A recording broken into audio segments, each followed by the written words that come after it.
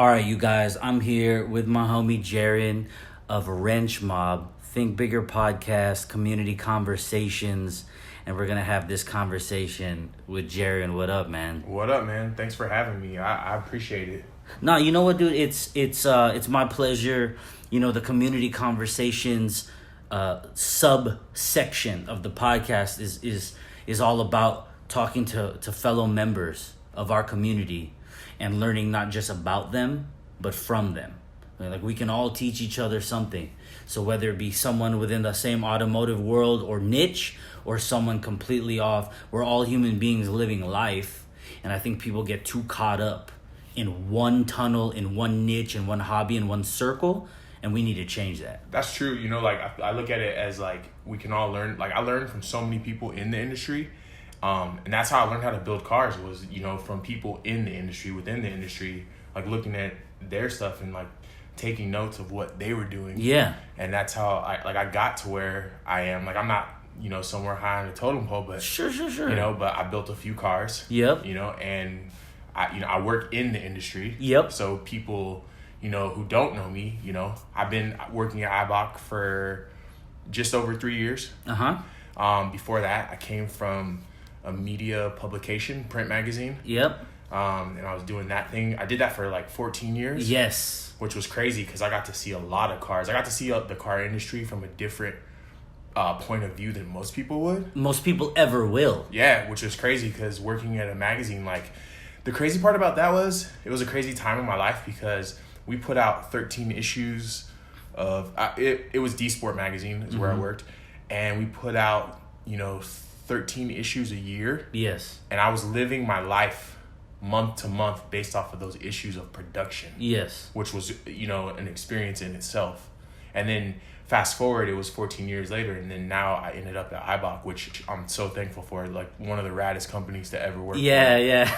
You know?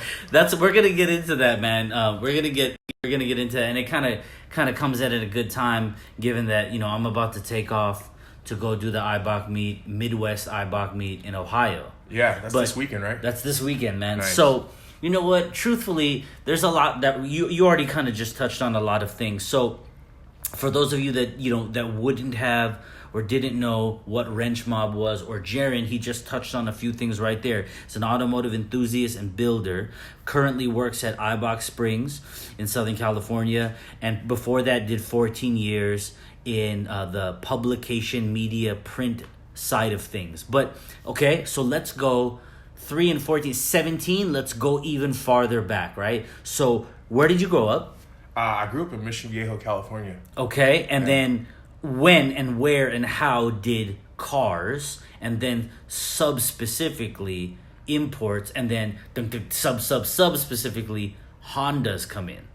So for me, okay, so I take this back to my childhood because my mom would buy me Legos. Yep. So that's where I got the building aspect of things, because I was always tinkering with Legos, or, you know, taking something apart and doing that.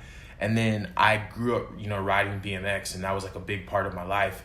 And then, you know, I had broken both my arms at the same time and was like kind of put out of commission off the bike for a little bit. What? Yeah. Wait, how old were you when that happened? It was right before I got a driver's license. So I was like, you know, 16 or 17 years old. So you went off the bike forward? I went off the bike backwards. Really? Yeah. Crashed on a dirt jump. And then that kind of, the weird part about that is it's like a gift and a curse, because at that point in time when I was laid up and couldn't do much, then that's when I was like, you know what? I'm going to start getting into cars. And I had a cousin who had a GS-R Integra. Yeah. And so, like, I thought his car was like the shit. Like, I was like, dude, this thing's so fast. And it was stock. Like, we had like an intake and an exhaust. Yeah, but the sound of an intake and exhaust, we were like, yo.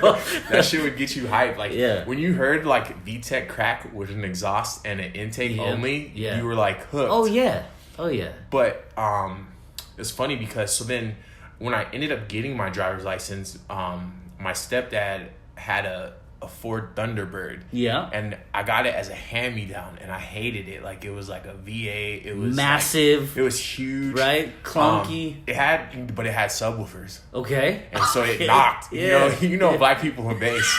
Like, so it knocked. And I was like, all right, I can make do with this, but I didn't want it. So then, like, I had already known that I wanted a Honda because of my cousins. You know, my cousin had already had a GS-R Integra. Yeah. And so because of that, like, I was like, okay, the Hondas is what I want, but I couldn't afford one at the time. And they were cheap back then, you know, relatively. Yeah. You know, I'm talking like gas was like $1.20 when I, when I started driving. So like Hondas were cheap back then, but I still couldn't afford one. So like I kind of convinced them to like let me get rid of this Thunderbird. To get something more economical? No, I just was like, I just don't like this car. And okay. It was older. Like he had put so many miles on it, and I was just like, I don't want this thing. So I was like, I want something different. Yeah. So then I financed like a EG. Yeah. And I had it for 14 days, and I wrapped it around a telephone pole. Was it a stock EG? Yeah, it was stock. So what happened was, I had... Were you just dipping like a maniac? Dude, so I had blown out a tire. Like, this is how little knowledge I had about cars back then. Like, I had blown out a tire. I had put the spare on. Yes. And, like, I put the spare in the front. All right. And I'm, like, I picked up my cousin. We were going back to his work, and I was, like, mashing on a spare. I see. We were going downhill, and we spun out. And, like, luckily no one got hurt, but we, like, spun around, and we hit a telephone pole. Yes. And then, like, the whole back of the car, like, it was totaled, like, right after that. So I took it home and left it in the garage. And... Well, when you say you took it home, though, you towed it. Oh, yeah, it was towed home. When you say... So it was done. It was donezo. Yeah, it was done. Okay. And I didn't know about cars back then, so I was like, oh, it's over with. This car, goes to the trash and, whatever. Now, in this day and age, I would have parted it out or done something different. But because I didn't have this knowledge, I was like, whatever. So then, like, from that moment, I was like, okay, now I got to grind because I still had car payments to make. Okay. On a car that I didn't even own. Understood. So I was taking care of that, doing that deal. And then we headed into me getting a Del Sol. Okay. Like I was able to, like, it was crazy how I did this, but... I have to ask, I'm sorry to interrupt you, my dude. You talk about EG and then a Del Sol. You are a 6'4" black dude. Yeah. Okay, so why a Del Sol? Because it was a Honda. And I found a cheap deal on it. Yeah. It was like $3,000. Yeah. And I was like, okay, I can get into this car. I mean, Del Sols are low-key dope. I don't care what anyone says. Oh, they're tight. Like, I would get another one and I would do some cool stuff to it. Yeah. But it's just, now it's not my cup of tea just because I see what you can do with other Honda chassis. Sure. But it's something that was, for me, it was something that was cool at the time. Yeah. And I kind of regret getting a Del Sol because I wasn't able to mob with friends, but then it was also cool because I didn't have to drive with anybody. Like, I was just with me and one other person and I was, in this Del Sol. Yeah. So I had that for a little bit, and then I got rid of it, and then I got an EG, and that's where everything took off. Because at that point in time in my life, I was like, okay, I had gotten a good job. I was working at P.F. Chang's. Yeah. And at the Spectrum, so I was making good money. Irvine Spectrum? Yeah. Yeah. And I was able to buy, like, car parts with those tips. So I was like, Dynamic Autosports was my shop. Yo, Dynamic. And that's where I met Tony Jackson. Okay. So, like, just, like, weird stuff like that. Like, that place was, like, a second home to me. I would go there every day. Dude, it was for a lot of people. Yeah. It became the spot. I would go there every day, though. Okay. So, like, I would bring those dudes food from P.F. Chang's after I got off work. Oh, the leftovers. Yeah, like, I was just like, hey, like, I brought you guys some snacks. And I would hang out and talk cars with those dudes. And the crazy part is, like, come full circle. Like, I met the owner of D-Sport at Dynamic. Okay. But I didn't know what a Nissan GT-R was. And one of the guys at Dynamic was like, oh, check out this guy's Honda Accord that he put GT-R headlights and taillights on. And see, I didn't know much about cars, so I was like, oh, that's dope. Yeah. But it was a real R32 GT-R. Okay. Now, full circle, so many years later, I ended up working on that car. And it was like the first, like, one in the States to go 8 seconds. Okay. And I did a lot of the work on that car. So it was just crazy because that was, like, my range of knowledge in between that time when I first got my car until, like, that point had grown so much. Okay, so we're gonna, there's so much stuff that we did to touch on. I'm sorry for getting so heavy. No, you don't even, don't you dare time. Apologize. But what I'm saying is like right there's so many gems, right? So touching on you wrenching on that GT-R, first one to go 8 seconds, I'm gonna come back to that. Yeah, we can. Okay, so the cousin, yeah, intake and exhaust, GS-R, you are bitten, smitten, Honda hooked. Yeah. Okay, that was all it took. Yep. Right? And what year did that cousin roll up in this GS-R? Man, it had to be. I think it was like a 96. So then it had to be like 98.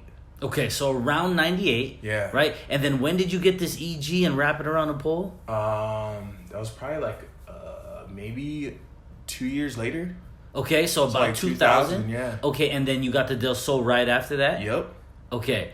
And so that was the progression of things, right? Yeah. So you're dipping the Del Sol to dynamic. Yeah. All right. PF Chang's for the guys at Dynamics. Yeah. Yo, that's like a low key fire hookup right there. Dude, and shout out to those guys because they took care of me. Like my first engine swap was done by them. Yeah. And so when I bought the EG that I had, it was an LS VTEC. Yeah. And I didn't know much about it, but I knew that there was something wrong with it. Okay. And one of the big issues was like the guy who I bought it from, he had like the VTEC wired to the horn button. I'm sorry? Yeah. You are. No, I was. What? So like you could engage VTEC by the horn button.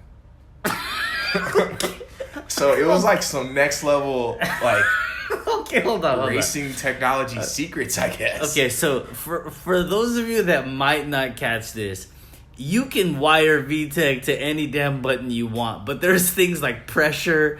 There has to be a certain other series of factors. That's why there's a solenoid. Yeah. So you could be idling and hit the horn button. You're not going to engage VTEC. You won't, but they had it on the horn button. That's wild. Yeah. Okay. So so you're at Dynamic. Yeah, so I was like, I got to get rid of this engine. Yes. Because I knew like I wasn't that mechanically inclined. Yeah, of but course. I was like, I got to get rid of this engine. Sure. Didn't know how to do a swap at this time. Yeah. Didn't know how to do all the I knew how to do the basics. Yeah. But not all that stuff. So those guys over there, I had ended up purchasing a GS-R like swap, like changeover from them. Yes. For like $3,500. Yes. And the way that they arranged it, they were like, if you buy our swap, we'll hook you up with all this other stuff. Okay. So that they hooked me up with like at the time they had a company called Peak Performance. Oh yeah, I remember. And that was when they had sprockets and all kinds of stuff. Yeah. So all that stuff was tested on my car.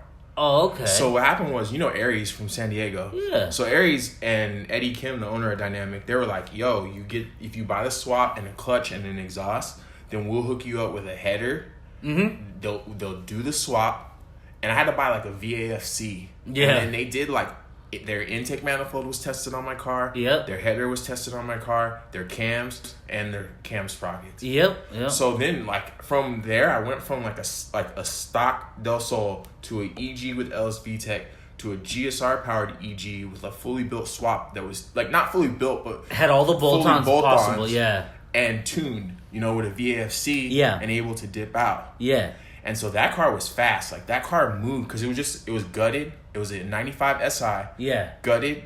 And it moved, Yeah, man. Look, dude, I remember going to Dynamic whatever amount of years ago, right? 17, 18 years ago or something like that. And I mean, same thing. I mean, I remember seeing their shop and I was like, this is kind of fire. Yeah. And then I remember when they came out with Peak and they had like that display room. Yep. And then that massive back where like they had the parts, but then there's also fab going on. Yeah. And there's all kind of cool stuff and Aries wrenching. And so I never knew that it was your car they were testing that stuff on. But I totally remember all that, man. Yeah, so that was kind of like the gateway into it was like having them do all that stuff, And the crazy part is like they wouldn't let me see my swap. And like Eddie Kim from Dynamic, he would call me like JJ Walker because my name's Jeren Walker. Yeah. So he would always be like JJ Walker from like Good Times. Yeah. And he'd be like Dynamite. So these guys, they wouldn't let me see my car the whole time they had it. They had it for like 2 weeks. They wouldn't. Did you ever get sketched out about that part? No, but the reason why they wouldn't let me see it is because they painted the valve cover gold. Okay. And it was like this wrinkled gold, but it was fire. Okay. And I was like, they thought I was gonna be mad because they did it without asking. But then when I saw it, I was like, dude, this is lit. Like, yeah. I was like, yo, y'all hooked me up. But that's dope, man. Okay, so let's talk about that. So earlier you said that you knew how to do some of the basics, but not do like a swap. Yeah. Okay, how did you learn how to even do those basics? So the basics, I had a friend And him and his dad worked on their Bronco. Okay. And they had this Bronco that they had restored. It was like an 80s Bronco. Yeah. But they had restored it to make it like super sick. Okay. And so I was always at his house because we rode BMX together. Yeah. And he had jumps in his backyard. So when we weren't jumping, we were like, doing something on the Bronco. Okay. Or like, hanging out. And then like from that moment, I was like, dude, I like working on cars. Yeah. So I'm going to continue this, continue doing this. Yeah. So WRENCHMOB was back, like that was like, I loved wrenching like from back then. The name hadn't come yet. It hadn't come yet. Like that was like We're getting to that. Yeah, we're getting to that. But it was like something that I loved doing. Sure. From even that point in time. So the first time you turned a wrench was on a Bronco. No, it was actually on a BMX bike. Fair enough. I was so just the idea of bikes. loosening a nut and a bolt and washers and figuring out that this has to come off before you can do something else. Yeah. Okay, that's dope. That's super dope, man. But what really sparked it off, and this is gonna be like a weird thing, is I got a DUI. Okay. When I was 19 years old. Okay. Which was a gift and a curse, because when I got this DUI, my license got suspended for a year. Okay. And I look at it like I knew that if I didn't do something with my car, I was going to continue driving it. Yeah. And so like what I did was I stripped my EG by myself. Okay. And then that's when I dove in like head first. Like first time ever pulling an engine. First time ever like separating the block from like, were you by yourself? Yeah. Like you just said, I'm going to do this because I can't drive? Yeah. I was like, I'm going to take this whole car apart. I was going to paint it. So I was going to I had like a whole build in mind. Yeah. And I was like, I'm going to take this thing down. I'm going to, do all this stuff. And in the meantime, I had started taking automotive refinishing classes at Golden West College. Okay. Because I was like, I couldn't afford a paint job. Yeah. And so I was like, I'm going to paint it myself. Sure. So I started taking the classes at Golden West, and I was taking the car apart at the same time. Yeah. And so I was like, all right. And when I tell you I stripped the EG, I stripped it to like the level where it was ready for like a rotisserie. Yeah. And everything. Like in my mom's garage on bricks, like ready to be like. Yo, was mom's like going in there like, Jeren, what did you do to your car? She probably was, and like, shout out to my moms. Yeah. Because my mom's has always been there. Like when I was, when I first got into like street racing and doing that thing, my house was the house that everyone came back to. Oh, and so she was cool with the social center. She was cool with it because if I was at home, you're safe. I'm safe. Fair enough. I wasn't out getting in trouble. Yeah. And my gang was there. Like my whole crew. I was on a team called Zentradi. Uh-huh. So like my whole clique would come to my house. Like it was just like meet at Jeren's house. Like late night. Yeah. Like meet at my house and everyone could come and hang out. Yeah. And that's what we did. And it was like, now that I look back at it, I probably drove my mom crazy. But at the same time, like without a mom like that, like who knows where I'd be or like, what I'd be doing, Because she's always supported me and anything that I've done, like automotive or anything that I wanted to do, she's always been back. Dude, my mom funded my BMX racing career. Yeah. Single mom. Yeah. Shout out to her because she funded my BMX racing career. She helped me with so many cars, and this is like, I got in trouble with, DUI. Got in, we've all been there. I got in trouble with the law. Mm-hmm. Did a little bit of jail time. Yeah. But my mom always had my back. No matter what, my mom's always down to fight for me in my corner. That's dope, man. So, I give it up for that. Yeah, shout out to moms, man. So then after that EG, so that EG was so stripped and I was ready to get it done. Yeah. And then I got my driver's license back. Okay. No, actually I didn't get my driver's license back yet.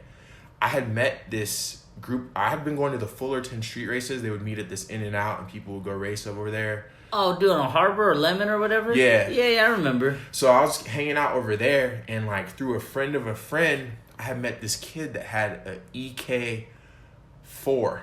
Yeah. Right-hand drive, and he couldn't register it. Sure. So he was looking for a shell that he could register and just, take off with that. Oh. And I had this, so... Was he going to VIN swap it? No.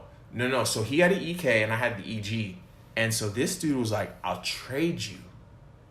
And he wanted to start a new build that was registerable. Yeah. So I was like, okay.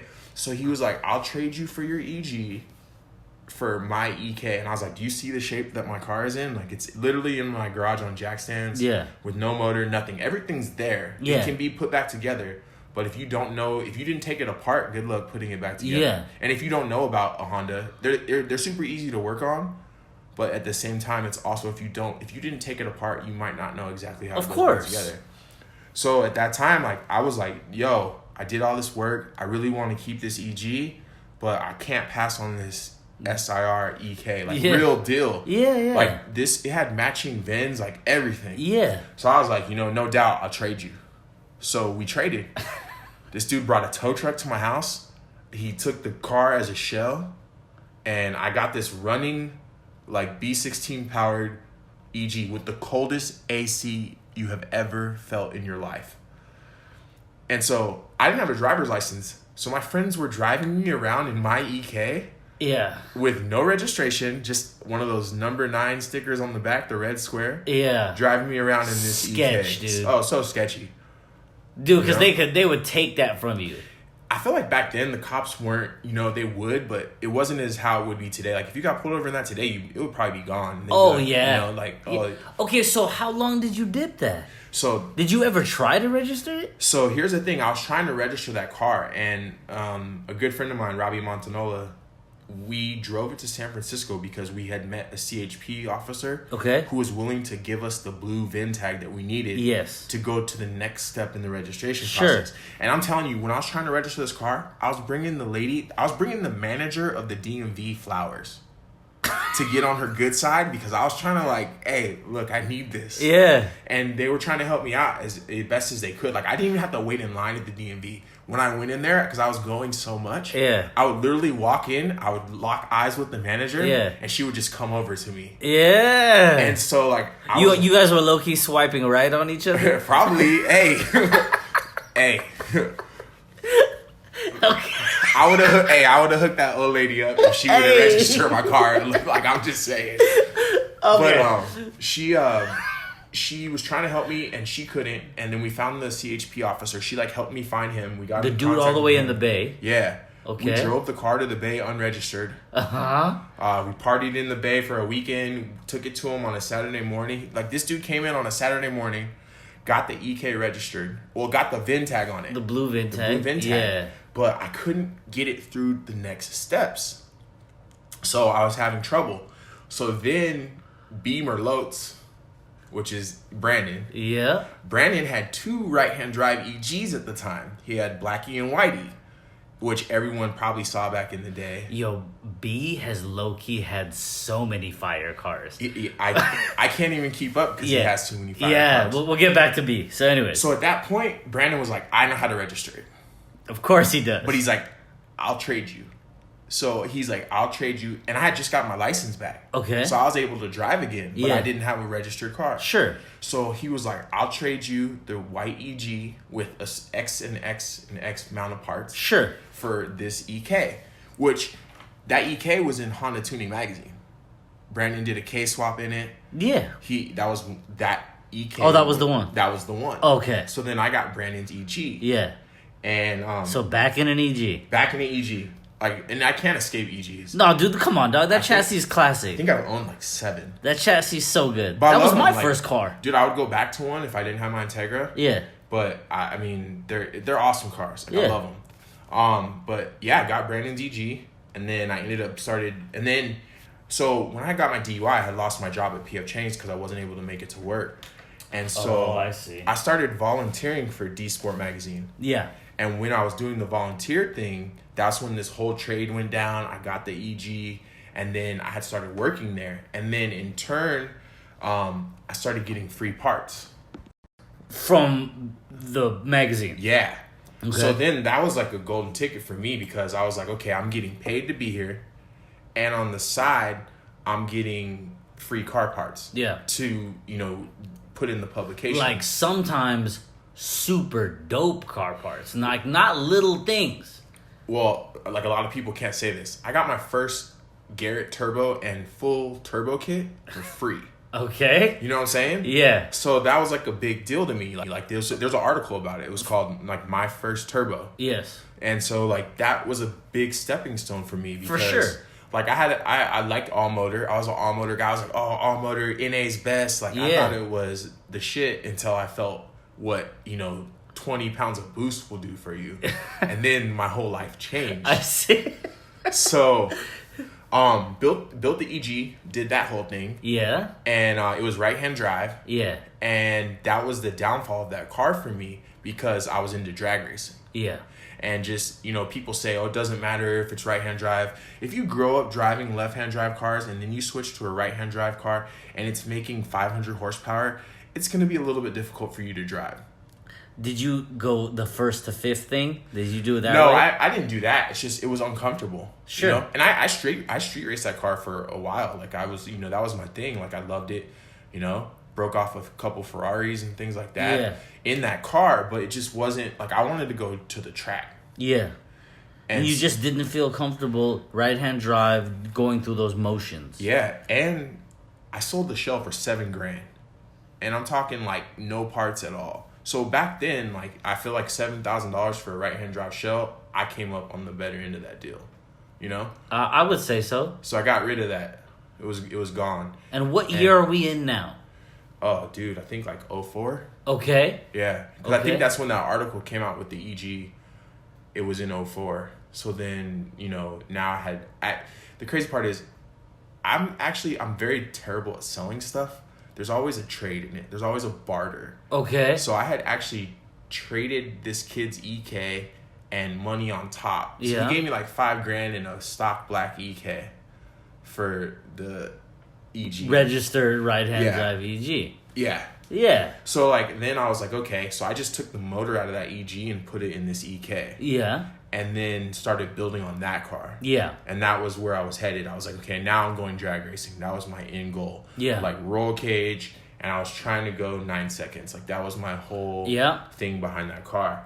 And that car actually ended up being a cover car for the magazine. Yep, I remember. That was the Heineken Green car. Like, yep. Which is crazy because like people are like, well, why do you call it Heineken Green? And I was like, we literally went to the paint shop. And you remember like FF Squad? What was the crazy green EG? The FF Squad Kermit? car. They had a green, like this metallic green EG. Yeah, on black and red R&Rs. Yes. Yeah, of course. So I was going to paint my EK that color. Yeah. And when we went to the paint shop, they were like, okay, that paint costs like, it was like $2,000 just for the materials. Yeah. And I was like, oh, I can't pull that off. Yeah, so you went flat. Yeah, so we went to eat lunch. Yeah. And while we're eating lunch, we grabbed some beers, and I'm looking at the Heineken cap, and I was like, yo, look at this green color. Yeah. And I literally took the Heineken bottle cap back to the paint store. Yeah. And was like, can you make this color? And the guy's like, yeah, and it's going to be way cheaper. Because there's no flake. Yeah, nothing. Yep. And that's where that Heineken green color came from. You guys, I'll definitely tag Jeren, the caption that I put on IG and YouTube, etc. For those of you that don't know WRENCHMOB and Jeren, you'll be able to look at his page, but also just take a few seconds, and when you Google it, you'll be able to see this EK and its phases because of the publication side of things. It was everywhere. I mean, for years it was everywhere online, and you'll be able to see it. Okay, so EK, you're full blown drag racing, right? Yeah. The next step was? So I had borrowed some money to build that car. Okay. And I was uncomfortable with the situation. Okay. And so I had parted ways with the car. Yes. To satisfy that debt. Sure. Which was a very hard thing because people that truly know me, yes, they said that it changed me as a person. That car. Yeah. Because like I had put so much blood, sweat, and tears into that car. Like I had so many people like Gary Castillo and Lenny Higa. Yep. Those guys were the guys who did the roll cage and the fabrication work. Yeah. I had made friends with the turbo supplier, like out in Arizona, the guy who made the turbo kit. And so I had built all these like relationships, and a lot of people had seen, like, I guess I like grew up with that car. Okay. And then at that point I was like, getting rid of it, like was getting rid of a piece of me. Uh-huh. And so emotionally, I think it took a toll on me, and I turned it like I was kind of angry about it. Yeah. Because I didn't want to do it, but I was kind of backed into a corner. Okay. And so I did it. Yeah. And so at that point, I satisfied my debt. Yes. And then I also had some change left over. Okay. So I talked to the publisher of the magazine, and I was like, hey, so what does the magazine need? Because I took my thoughts out of it. and my choice. I was like, what kind of car do we need? Yes. And they were like, oh, you should get an S13. Yeah. And I was like, cool, I hate Nissans besides GTRs. Yeah. So an S13 is like not okay for me. Yeah. And I had to deal with this guy that had worked at the magazine, and he had like some crazy, I don't even know what kit it was. It was like a crazy like fire kit like for the S13. And he was like, I'll sell you the car and the engine setup that I have, and you could build that.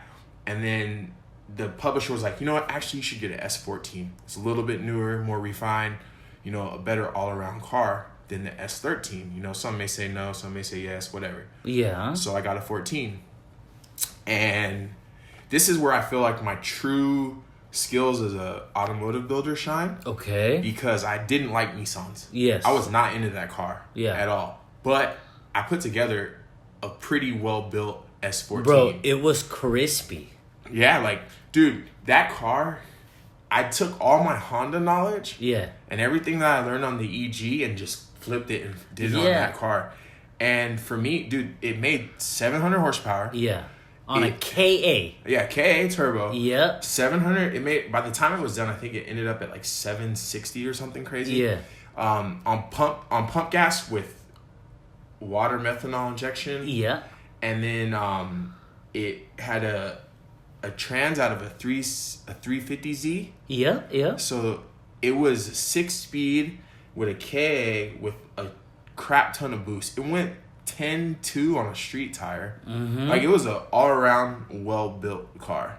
Dude, you guys, when you look him up and you go to the IG page and stuff like that, you'll be able to see this. Once again, you ended up picking a flat color. I did, because it was cheap. Yeah, I remember, dude. But I mean, to. the arrow you picked, the way you ended up doing the bay, you know, Chris Wisecraft did his thing on it. And there was these parts, and I remember seeing it kind of evolve as a, you know, I'm a fellow SoCal automotive enthusiast. Yeah. And I would see the car, and I remember, I think the one time I actually had a chance to really, like, I don't know, my dude, like, look it over. Yeah. Was a Gretty open house. Oh, yeah, I remember that? There. Yeah, I remember I don't know, what year was that? I don't even know. That was a minute ago. It was. I mean, it was probably like 08 or something. Yeah. 09 or whatever. But it was a Gretty open house. And you know, you parked right up at the front, you know? And I went over there and I was like, you know, I was chilling with, you know, Kenji and them dudes. Yeah. But I was walking around and I was like, yo, I've seen it. The Enkeys, the engine base setup, the paint, but then getting to peep it in person. Yeah. And it had already been out a while. It had, and that was like, it was my daily for a while. Oh, yeah? I daily all my project cars for an amount of time, because that's how I feel like you get that connection. Okay. But like that car, like, okay, so Ryan over at Rywire did the engine harness and wiring on that thing. Yeah. That car had a lot of firsts. So it was the first like KA with that CD09 transmission. Yep, trans from the 350Z. Yeah, and it was like the first successful one, because I worked with like Jim Wolf and those guys down in San Diego. For the adapter? Yeah, so they made the adapter, and they had it in like Matt Power's like drift car, but it like Matt never got it to work right. So I was contacting like Matt, trying to figure it out. I was like, I had to jump through so many hoops to make that setup work. Like, we ended up making our own parts to make that trans work. And then, like, the work that Chris did. Yeah. And then from that to, like, Rywire wiring it, because that car was also on Infinity. And that was when Infinity, like, first came out. Yeah. And so Ryan, like, he did his thing on that car. And, I mean, it was like, we converted it to coil on plug. You know, like, still running a distributor, but only as a cam angle sensor. Yeah. And, like, just little things like that. Like, that car had so much technology in it, which was crazy for it, like, at time. I don't think it was at that time, because, like, a lot of people, like, the technology was there and available through other systems like Motec and things like that. But for someone to put it together in a KA, like, application, and to have it, like, readily available, like, someone could have went back to Ryan and said, hey, make me this engine harness, and then get this turbo manifold and this and that. Like, I had like the GTX turbos when they did like the V-band divided inlets, like right when that shit dropped. Yeah. And so like that car was fire, like on a baby turbo, made big power. And was able to do the most. Yeah. But I was a fan, dude. I dug it. The only thing I was mad at was I just hated the stock KA24 intake manifold. I switched it. Well, when I saw it, I guess it was the original one when it was already turboed, and I was like, I'm mad at this manifold. No, I never had it turboed with that. I Stop it. had an ugly, like, okay, so the company that made the parts, the manifold they made was super ugly. Okay. But it made power. Okay, so maybe that's what I'm remembering? Yeah, because I never really brought it out stock because it was purple and it had like a dented door. Okay. And so I never drove that car when it was stock. Okay. Like I literally built it and painted it. The and, like, OE had it color all. was purple. Yeah, it was like a purple and it was like this weird color and it had a dent in the door and it was just like it was an eyesore. I see. I took it to Gretty's first drift event that they had. They had that drift day at the El Toro airfield. Yep. And I tried to learn how to drift and sucked. Yeah. So I was just like, I'll stick to going in a straight line. Yeah.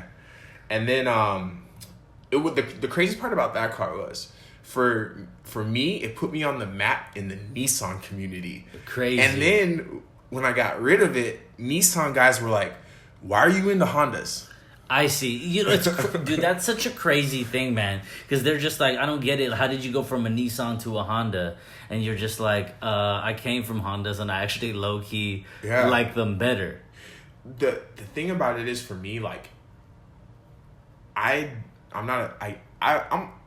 just say it. Sure. I'm afraid of rear wheel drive cars. Okay. And it's not like a fear. It's more like I feel like I can get into more trouble in them.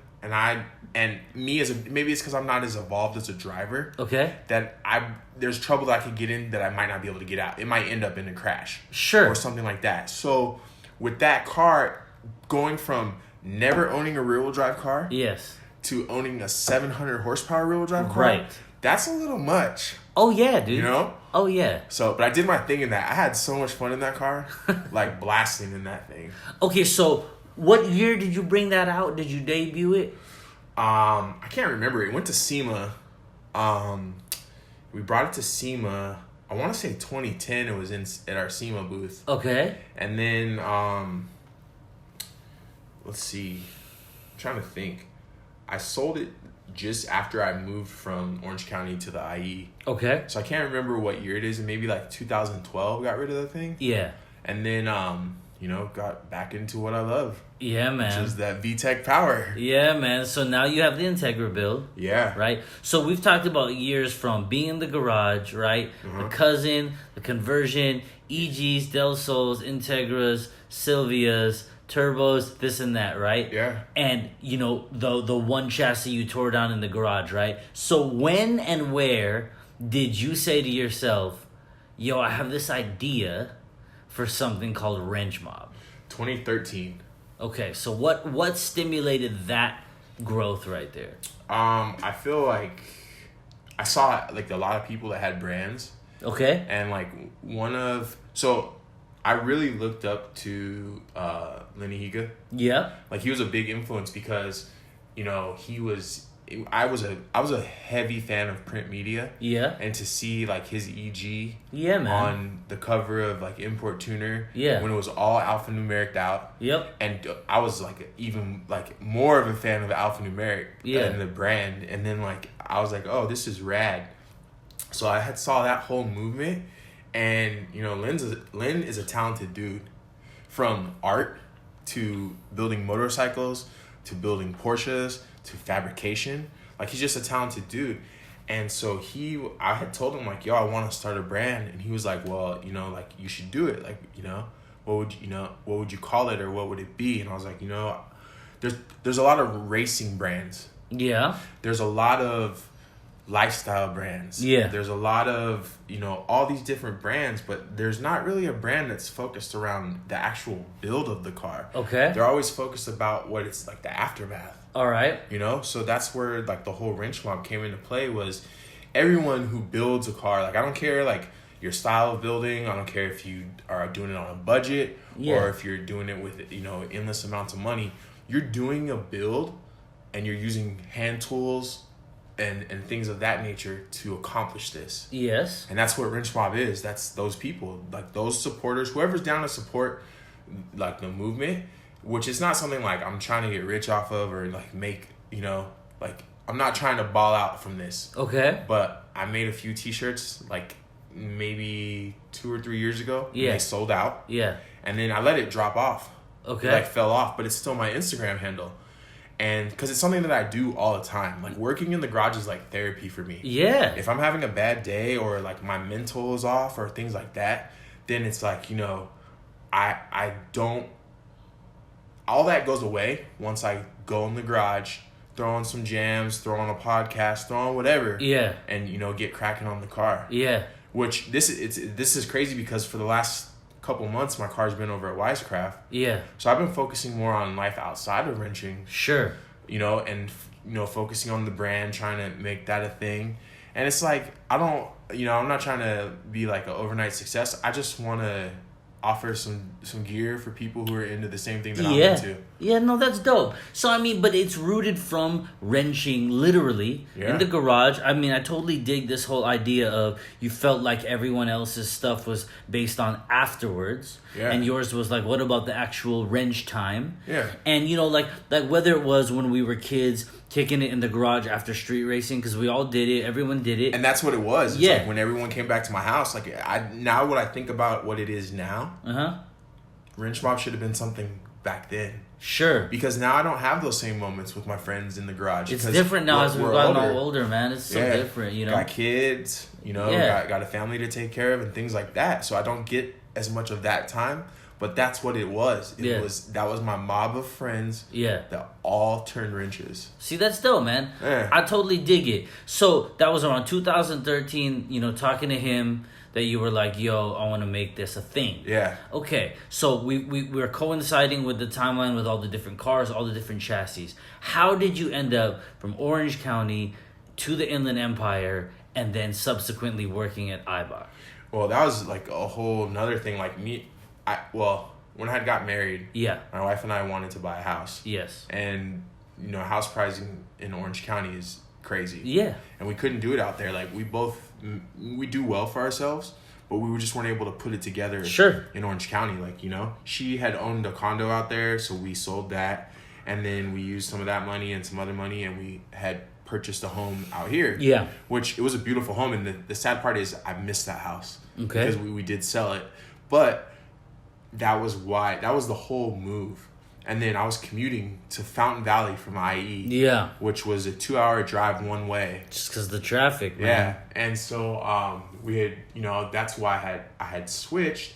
And then Tony Jackson, he had called me, you know, and he's like, hey, he called me one morning and he's like, hey, what are you doing? And I'm like, I'm driving to work. Yeah. And he's like, send me your resume. And I was like, why? He's like, they're looking for a sales guy. And he's like, so send it over. And Nalani was the one who actually helped me put my resume together because I had never had a resume before this. Sure. So, you know, shout out K20 Pina. That's my girl. Like, she's, you know, outside of, like, my wife, she's the only other female who is one of my best friends. Yeah. You know? And she had helped me put together a resume previous to this. Yeah. Because I was trying to get a job somewhere else in the industry. And I'm happy that fell through. Because in hindsight, I got this gig at Eibach. Okay, so Tony, your homie Tony Jackson for years. Yeah, right? I met him at Dynamic like when I was like 17 years old. All right, so shout out to Tony Jackson. No, don't give him a shout out. No? What? No, I'm just messing with you. That's foul. Okay, but peep though, right? So Tony calls you, says we have this opening. Yep. So you hit up Nalani. I had already had the resume put together. Oh, she had already helped you do that. Yeah, we had already, because I had never had to put a resume together. I had worked at the same job for 14 years. Yeah. Oh, on a side note, I just want to let you know this because I just have to say this. I think it's ironic that that's like your friend, but that her whole screen name, K20, that last word is actually pronounced Pinay. Oh, my bad. Yeah, it's all good. Not you guys, for all my Filipinos out there, it's K20 Pinay, and you know he pronounced it as something else, and you know we can't let that slide. But I just think it's funny because that's his homegirl, and he doesn't know how to say it. Well, if you want to get technical with Mike, if you spell or you are or if you have any imperfections in your grammar around Big Mike, he's gonna call you out, and it's not a bad thing. No, it's not a bad thing. I'm glad that you don't see it as a bad thing, man. You know what? I'm terrible at spelling, and I do it in the quickness. Yeah, that's what everyone does. And I'm like firing off stuff, and people have called me out. I've gotten like in some heated debates about like, why does it matter? And I understand that it matters because as humans, we should. Oh, other people have called you on it, but they're mad about it? Yeah, like I don't even want to go down that road. Sure. Like you said, is there things you don't want to talk about? And that's one of them, because I got in like some heated arguments with people. With about friends? People I know. Okay. IG followers or blah, Okay. blah, blah, blah, blah. If I spell something wrong on my Instagram, just laugh to yourself and keep going. Oh, but you got people that are poking at it. Yeah, and it's like one of those things like, come on. There's a lot of other things in this world that we should be worried about how I spell some shit on IG. Just saying.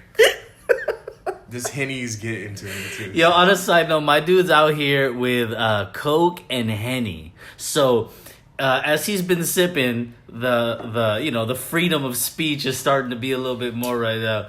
But hey, we're getting relaxed. Hey, no doubt. I just think it's funny, man, because we've known each other or of each other for a super long time, but we became more close recently. Yeah, and the crazy part about that is I remember you from like the Fontana drag strip when it was on the other side.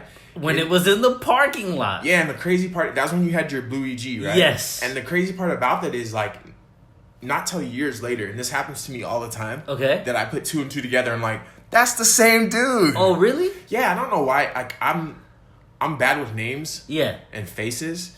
And now you are a much bigger figure in the industry than you were at that point. Sure. You know what I mean? Because we all grow into our places and stuff like that. For sure. So it wasn't something that I had put two and two together like, that's the same dude. Because then I remember seeing you in the Teal Prelude. Yeah. And so then I was like, oh, okay, but it's the same dude, you know? And then I think it was because of Nolani. She had put two and two together for me. Like, she was like, explaining to me how you guys had become friends and like how you were a friend of her brothers before you were her friend. And all that. And like, she's like we went down that road, and then I was like, oh my God, it is that dude.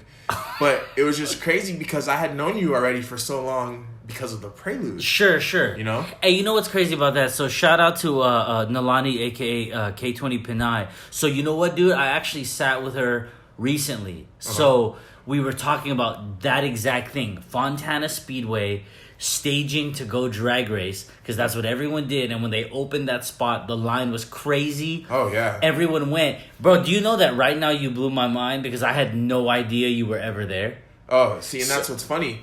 And we had brought the GT-R there.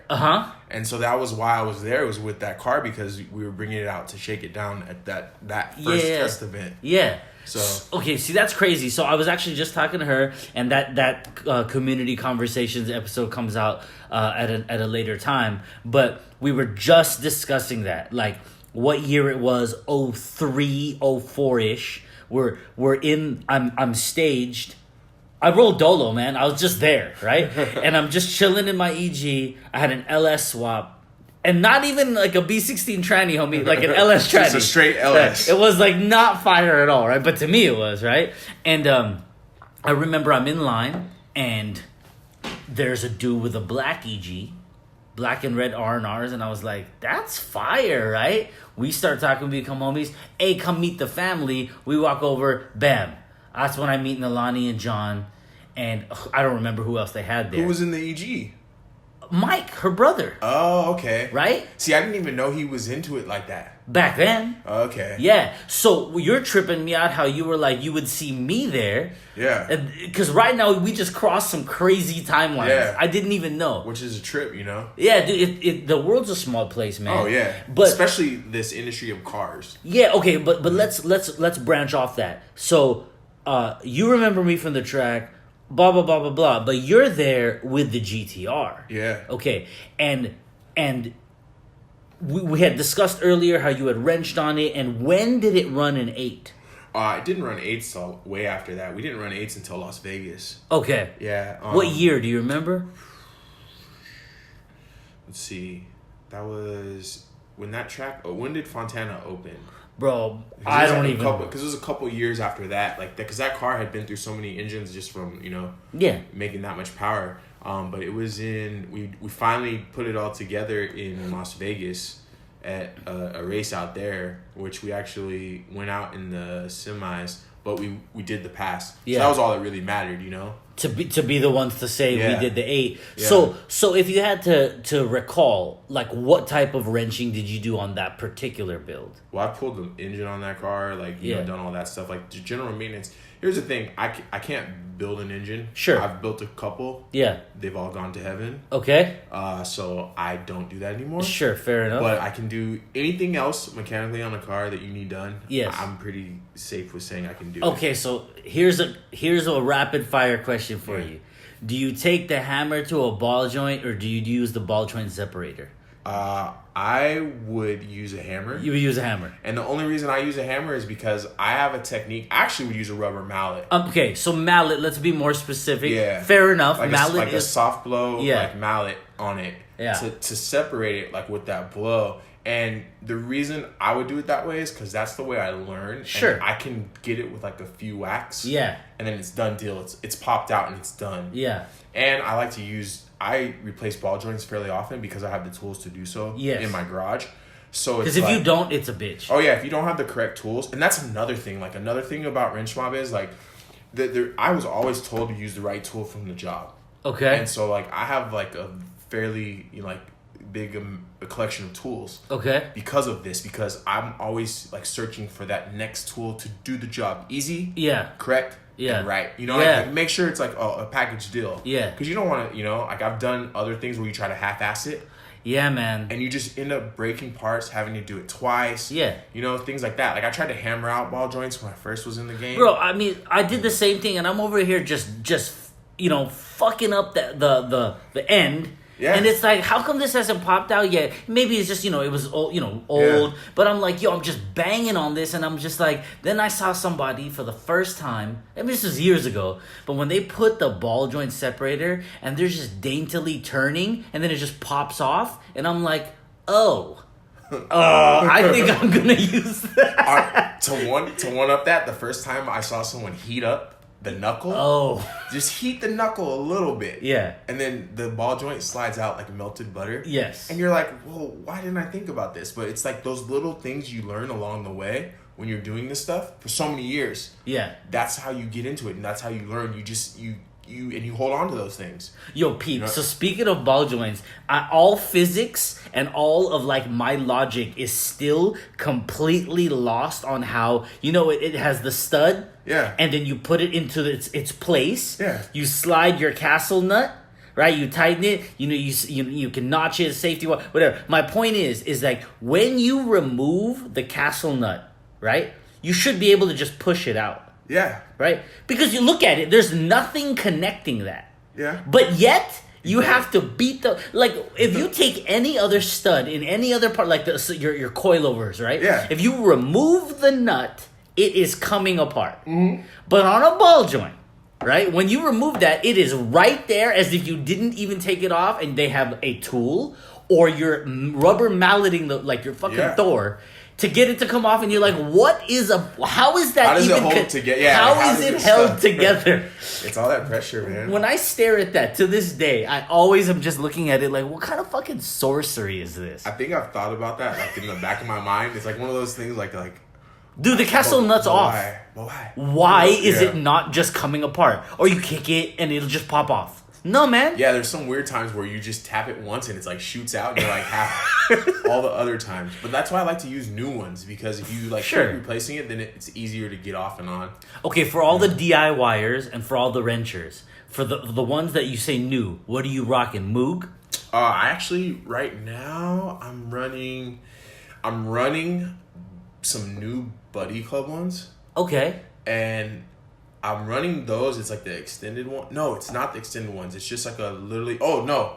My bad. It's a hard race. Okay. I'm just running hard race ones. But I just ordered the home development kit.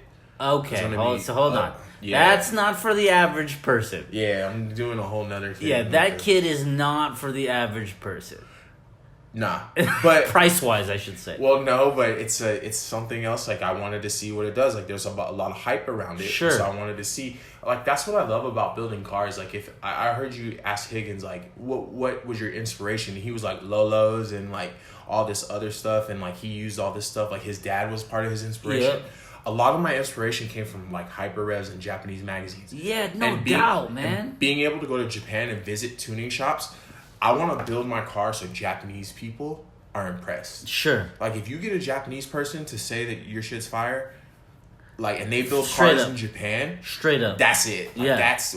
that's what I don't give. Like, if you don't like it on Instagram, I don't care. Yeah. If you are Japanese and you like my shit, okay, and you're building cars too. So you guys, let me give this a little bit of context. When he worked at that publication, they went to Japan every single year. Yeah, I went 5 times, Okay. which is crazy to me. Right, no, I mean, for sure. And it wasn't just like, hey, we're going to Japan. It was shop visits and organized tours, and they were able to see a lot of stuff. So he's not talking about like, I'm such a JDM head that if some random Japanese dude, says, hey, nice car. He's talking about if the elite, the names of people that were racing and building cars from art, because we're about the same age, you guys, and when you're if you're in your 20s, it's not going to have the same context, right? But hyper revs and magazines and JGTC racing and all these like mega Japanese cars, those were the inspiration for us to want to be quote unquote JDM. And then that trickled down, of course, to like if you have an Integra, you want the front end and you want the wing or something like that. But it came from Calsonic GTRs and Pia and Raybrig NSXs and just like crazy Japanese fire cars. Dude, and people think I'm crazy, but I hate Japanese front end Integras. Really? Like they think I'm nuts, and then maybe that's because I was born in the U.S. and that's what I was given. But it got to a point where so many people did it where I was, if you were dipping around the U.S. front end, it was different. Like the guy, or when someone did a UKDM with the fogs. You were like, oh, what? Oh, you're like, what's that? Yeah, what's that exactly? But I'm just saying, like, for people who are like, if they're listening and they're just like, he wants to build a car so anyone who's Japanese likes it. No, guys, we're talking about he's aiming to have a dude who has been building cars for decades longer than, especially at the time we've been alive. Yeah. And then to come over and say that that's nicely done. And that's a dope thing to aspire towards, Well, dude, what's the dude's name from Rocket Bunny? Nakai-san? Yeah, that dude Oh, that's RWB. Rocket Bunny's the other... TRA... Kyoto or something like that, my dude. I don't keep up with that scene too much. But here's the thing. Just to touch base and we'll go backwards in the conversation. Yeah. I think I was the first person with the Rocket Bunny in the States, like with the kit on my S14. Really? And EA. Some people were going to probably call me out on this and be like, no, you weren't. Well, here's a couple. You didn't know of anyone else at that time. Well, here's the thing. I went to Japan and I seen the Rocket Bunny kit on an EF. Oh, yeah. So that was the first car that had it that I saw with it. And then they had an S13 there, but then I seen the website and they had the 14 on the website. So I was at Tokyo Auto Salon and I was like, man, this kit is fire. You're talking about the white EF. Yeah. Oh, yeah. That front bumper was fuego. Yes. So then when I seen that, I was like, okay, I got to have this. And when I set my mind on something, like I got to have it, like a car part, I will strive to do whatever it takes to get it. Yes. So then people are going to be like, no, you weren't the first person with Rocket Bunny kit. Well, I think I was. And then people are going to be like, well, no, because you didn't do the over fenders in the rear. And for that's newer Rocket Bunny. No, see, because the EF wasn't over fenders. The EF wasn't, but the S14 and S13s was. But I had purchased the over fenders, but I couldn't come to terms with cutting up a perfectly good S14 to sacrifice it for some over fenders. Yeah. So I just did the front, the wing, and everything else because I couldn't do it, Sure. And then but you had the front and the other pieces. And then another thing was that car ended up in the Inky catalog, which, like, to this day, that's one of my highest accomplishments. Yeah. Because, like, there was Japanese people who saw that and they knew the car from that. Sure. Because that brand of wheel has so much, like, growth around. In history. In history. And, like, and then when people were like, oh, this is your car. And, like, people were like, oh my God, I can't believe like it looks so fire, you know? Yeah. They weren't using fire as a term back then. then. But it was like, they were like, dude. Bro, look, you guys, when you guys look up the car, you'll get a feel for what he's talking about. The color, and you could have done a variety of brighter kind of color wheels. But those NTO3 plus M's... I'm glad you got that right. Come on, son. Thank you. Yeah, those NTO3 plus M's in a simple color, on the color of the car. And then obviously, you know, it was sleek. And then they look inside, they're like, oh, okay, hold on. And then you pop the hood, or they hear it. And then if there's obviously a context, like a meat or something, they can see under the hood. But I mean, it was a banger. It was. And you weren't even a fan of Nissans. Nope. Right? So, okay. So, while you have that car wrenching on the other one, right, to a point where a couple years later in Vegas, you get it to 8 seconds. Yeah. Who was piloting it again? Michael Ferrara.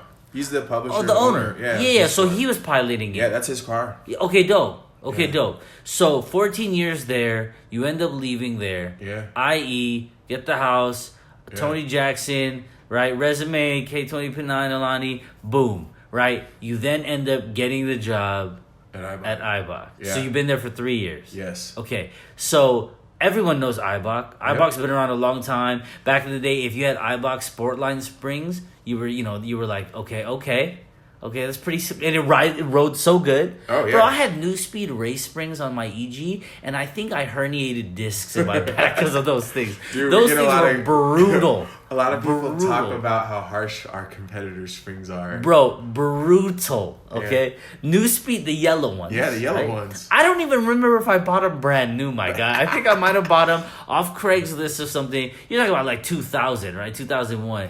And then putting them on, and I remember like the car was done. This is the same EG, but it was red at first, and then it went blue just a couple years later.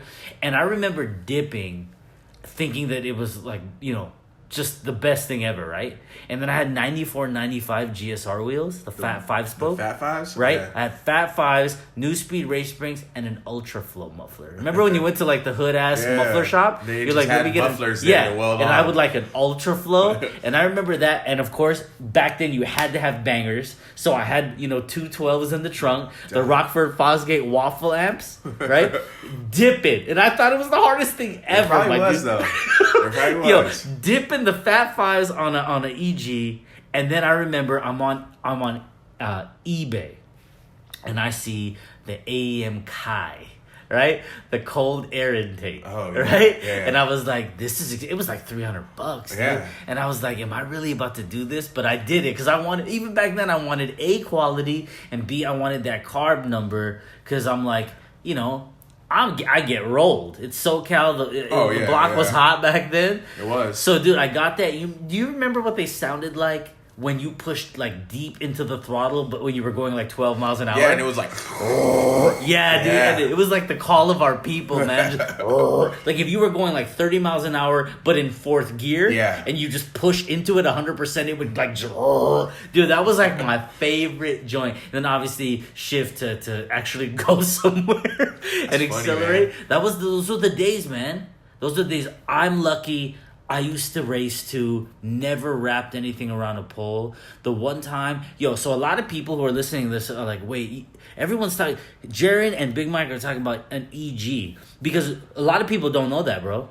Everyone thinks had that car? They think I'm a Prelude guy, right? Because just like people were like, the Nissan guys were like, why are you in the Hondas? Prelude guys or newer school kids who are not even just fresh. Even, dude, my first cover with the Prelude was 08. We're 11 years ago. Oh, shit. So if a 16-year-old's into the car scene for 11 years, they're fucking 27, my dude.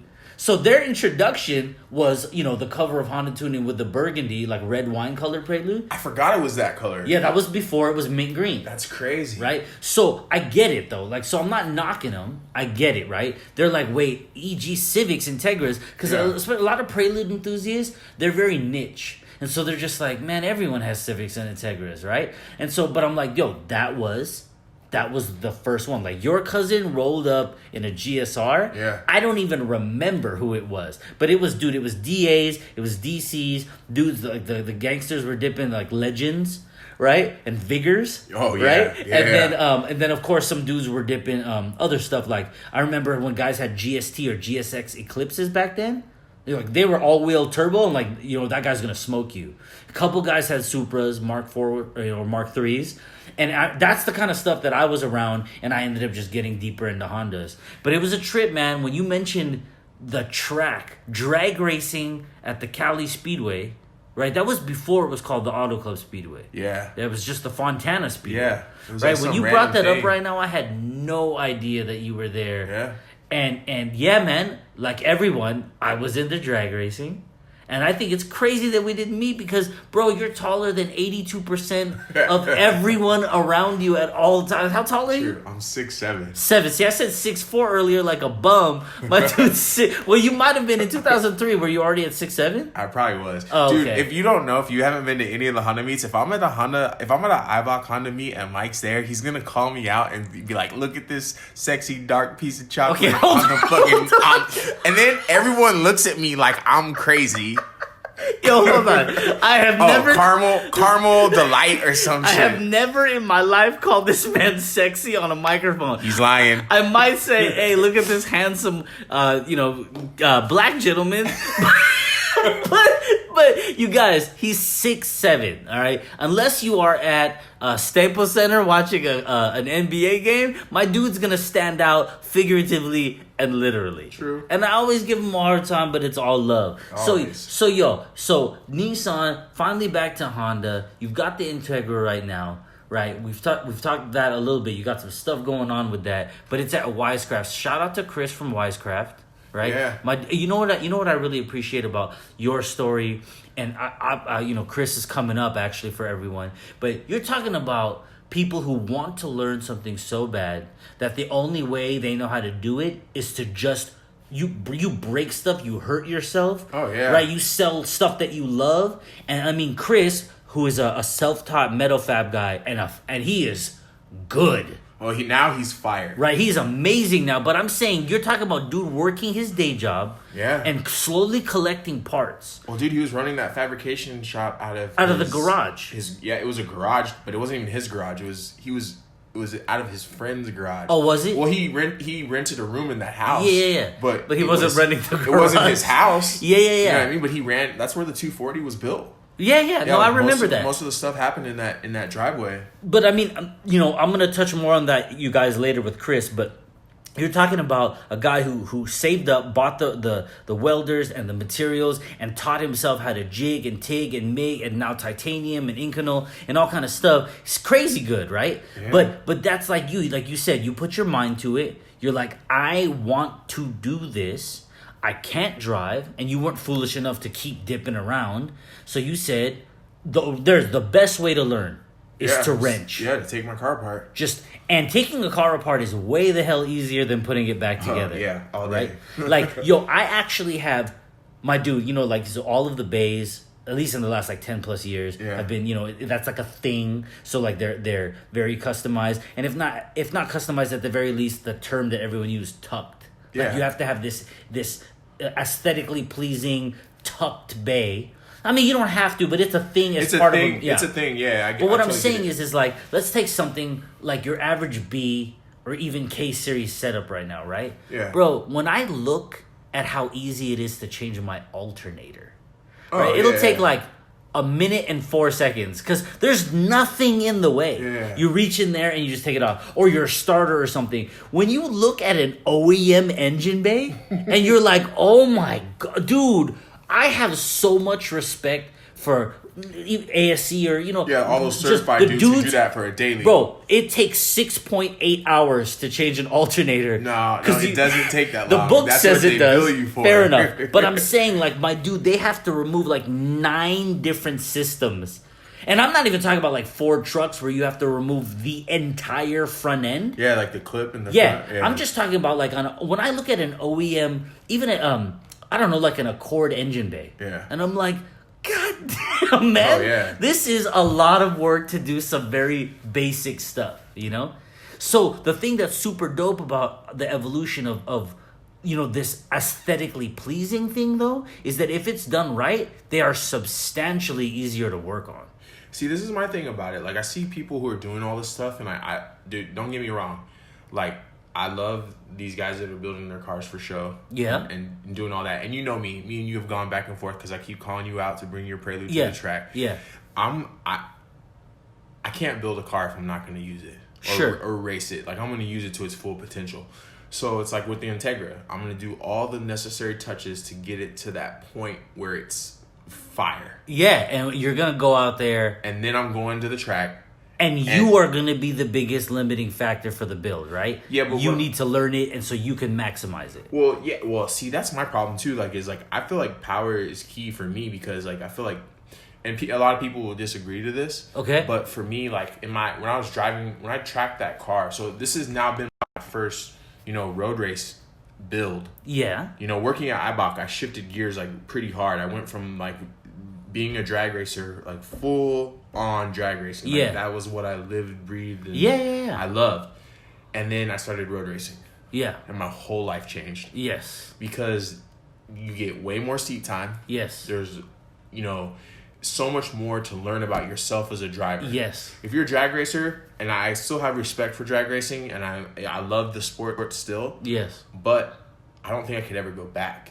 Because now that I've discovered road racing and what you can do in a car and how you can get better in certain sections. Yes. And in this section, I just mastering one turn, how you shift in that one turn is like the key to everything. But this was something that I never even looked at before, which I kind of regret now. Like, I kick myself in the ass because had I got into road racing years and years ago, I'd be a way faster driver now. Now I'm trying to make it up with power and what I know as a drag racer. Like, if I get more power out of this turn, then I'm going to be able to make it to the next turn faster, So, like, my goal for the Integra is what everyone's goal is. I want to sub to a button willow. Yep. But I also want to look good doing it. A lot of, I don't want to say a lot of road racers. I feel like some of the road racer guys out there, they don't really care what it looks like. Sure. They're just trying to get it to turn laps. Sure. I'm trying to do both. And you want to do both. I want to look good. And I want to turn laps, Yeah, no doubt. So I want people to remember the car for that reason. Like, oh, it was a good-looking car, and it also was able to go really fast at these tracks. Yeah.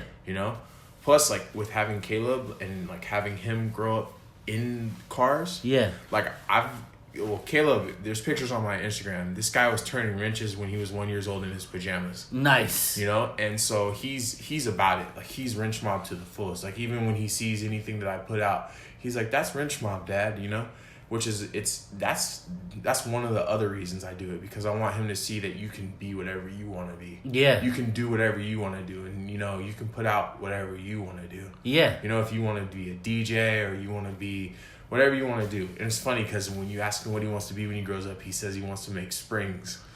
which is super funny because I don't make springs. That's funny, but, man.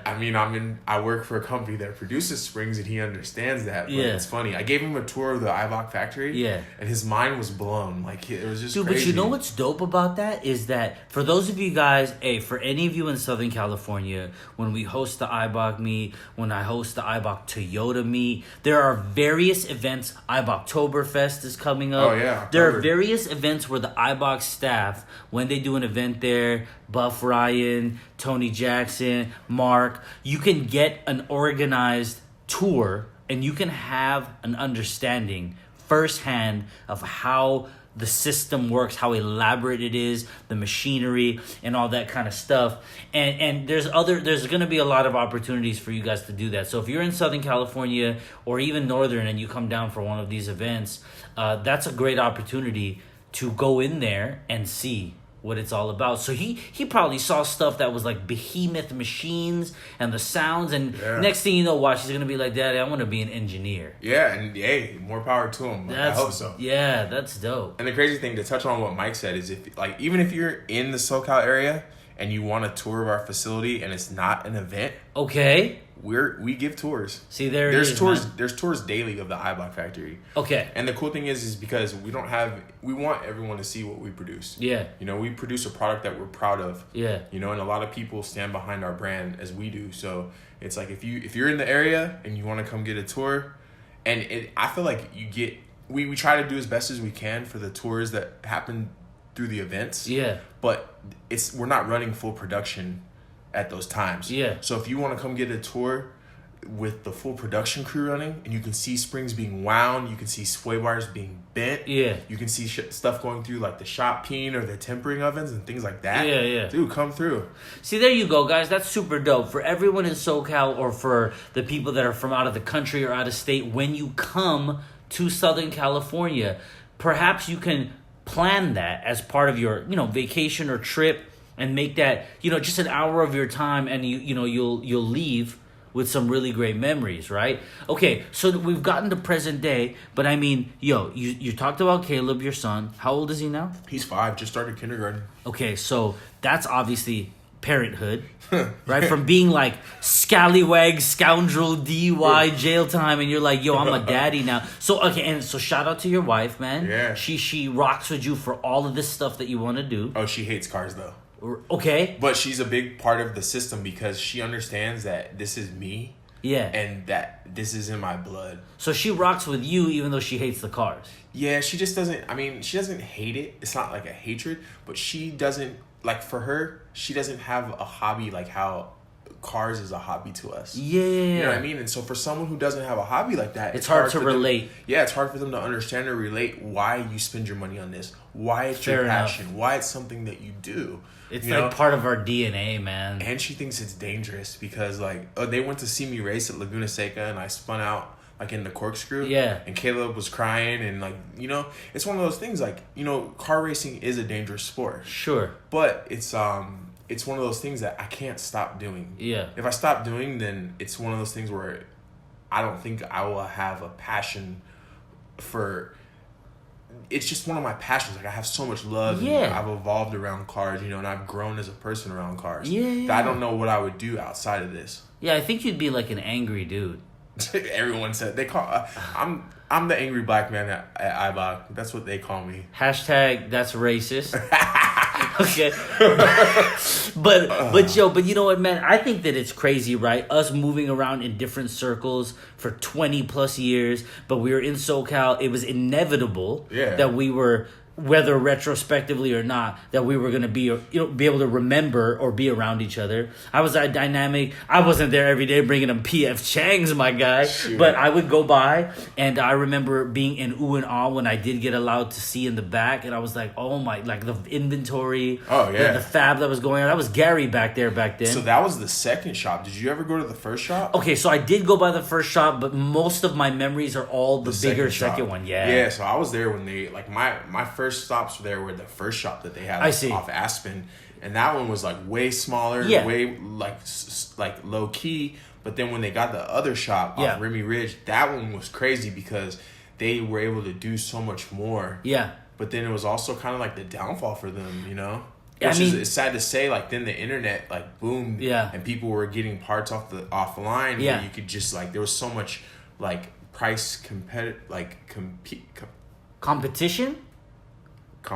Yeah, okay. That it was just crazy. People were able to, you can price gouge and all that stuff, dude, man. And that's what's the downfall of the industries, Amazon and stuff like that.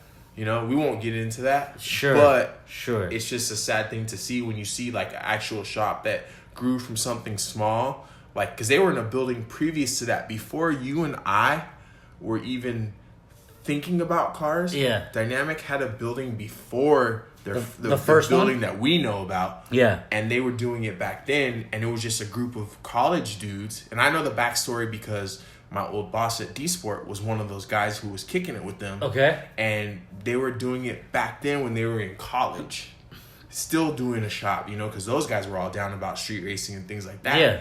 And so that's the crazy part is now the internet age came and you can just go online and click, dude, but the idea of people starting from nothing, building up something, a brand, a shop, creating something, having real roots, having a real foundation, and that is how they formed their notoriety, their respect. That whole business model being destroyed by, we're talking about sales and Amazon. I'm talking about you take that concept into, you want to have a vlogger, right? Who's been around for 3 to 4 years, and everyone thinks they're God, and it's just if you're 14 to 20, they're God. If you're over 25, you couldn't give the slightest less of a shit because they're nobody. And it's just this fascinating kind of world where if you told a 14 to 21-year-old that so-and-so person they have no street cred, nobody cares, they'd be like, what are you talking about? They have millions of followers. They're millions of followers that are under the age of 20 and nobody gives a shit. That's what's crazy for me because people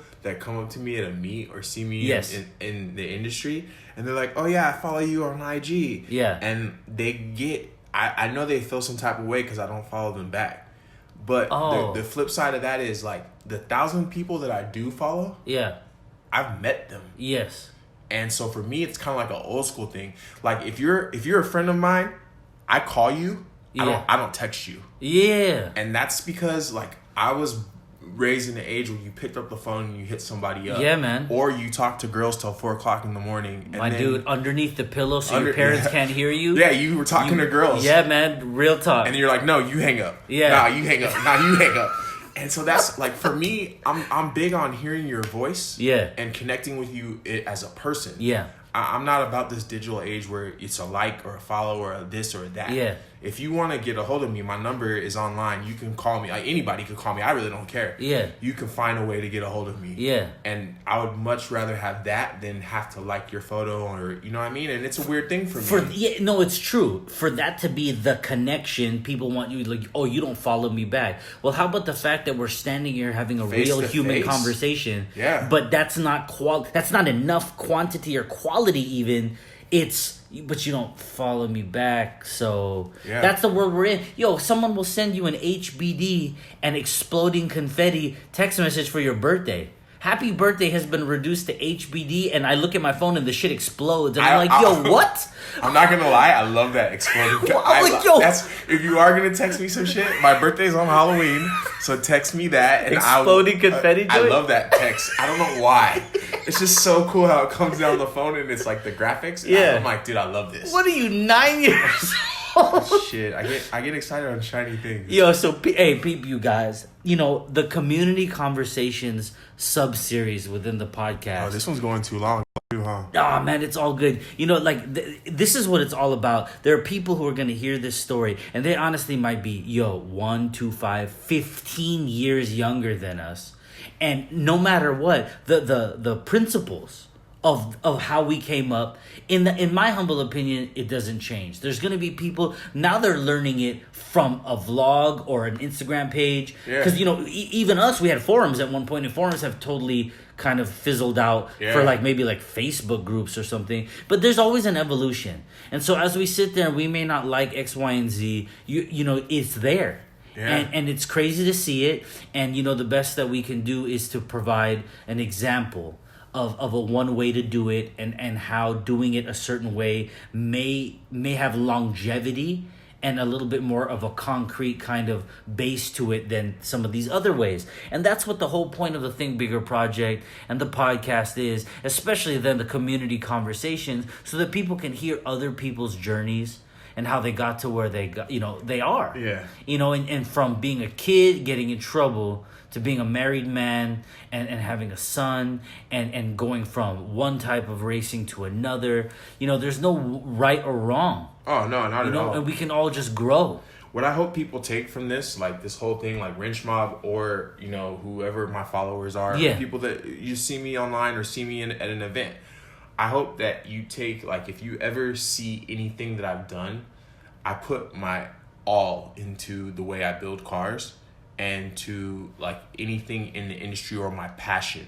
So I just want people, if you take anything from that, I want you to take something positive. I don't care what it is. Sure. But as long as it's something positive that you take from what I've done, then I've done my job.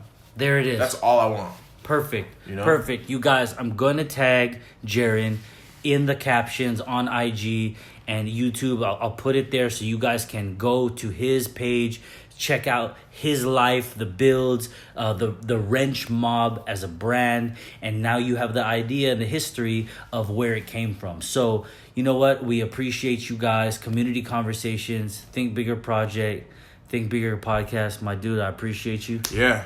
Thank you, man. Before we go, I just want to give a few shout outs. Okay. To all the people that support me in the industry.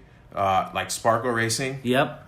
You know, Brian at PCI. Yep. Wisecraft Fabrication. Yep. Chris. Yeah. Our Compound USA. Yep. Because Dwayne's my dude. Like, he always taking care of me. Word up. This guy let me borrow some wheels from my brother's car for like this whole. We got into this whole fiasco, and his wheels got dented in shipping. Yeah. And Dwayne let us borrow some wheels. I actually know that story. Yeah, so we could get on the road and keep going. Yeah. You know, Lynn and Gary. Yeah. Over at Sleeper Speed Shop, because I look up to those guys. Did I say Chris Wisecraft? Yeah. Because that's my dude. Dude, by the way, Len and Gary are like triple OG. Oh, yeah. Those are the homies. Like, if you don't know about those guys, look them up because they do some fire stuff. Like, Gary is a mad scientist, and Lynn is just super creative. Who else? Just Exetti Racing. Yeah. Eibach. Yep. Because Eibach's been, you know, Eibach is there for, you know, me and my family and just everything. Like, it's a dream job for most people, and for me, like, going to work is a pleasure, you know. There it is. And I love it. My wife. Yes. My mom. Yes. My little brother. Yes. And Caleb. There it is, man. I love it. You Oh, know? and Big Mike, because this guy let me be on the show. Stop it. And we went on a tangent. Like, I talked about so much random stuff that it was all over the place. I love it, man. I mean, that's what it's all about, you guys. So much history and love and passion and drive and focus.